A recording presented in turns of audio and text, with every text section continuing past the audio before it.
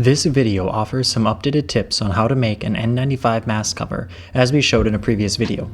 We'll cover a better way to do the front seam, perimeter pinning to streamline sewing time, updated material suggestions, labeling, some nasal strip alternatives, how to add string additions, and a better walkthrough on the filter disassembly.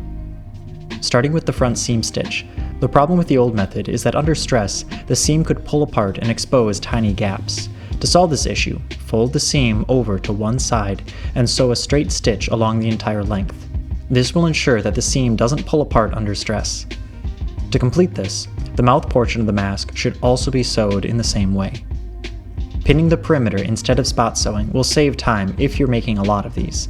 Start with the face, mouth, and cheek pieces ready for assembly. Line up the face and mouth pieces on their two straight seams, ensuring that the seams are pointing in opposite directions. Pin the two pieces together on the top, and repeat this on the bottom. Once you have the face and mouth pieces lined up, lay the assembly flat and place the cheek piece in place, pinning on the top and bottom near the seams, and one near the center.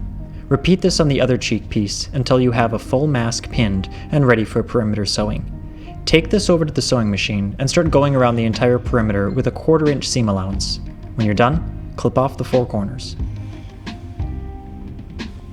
The materials we used were meant to be common items easy to find in any large everything store. For fabric tape, dress or lingerie tape works. Just make sure that it's medical grade tape. Nasal strips work best if they're extra strength, since that refers to their stiffness.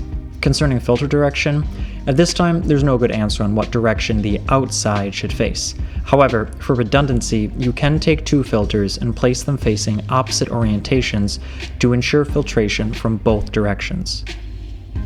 Labeling your mask materials can make it easier for healthcare professionals to identify.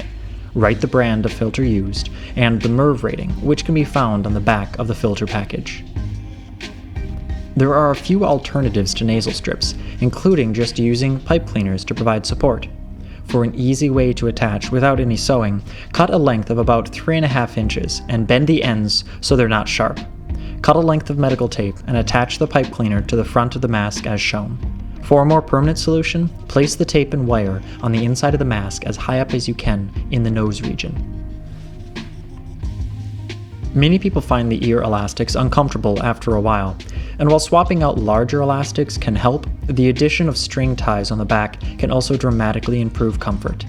Find some 100% cotton string or yarn, cut it to about 52 inches, and tie a double overhand knot on each end.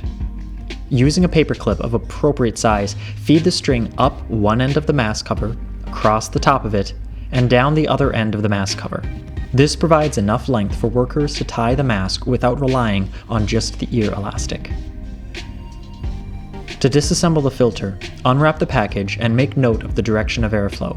Cut off 3 of the 4 sides so that the filter material can be pulled out like an accordion in one direction.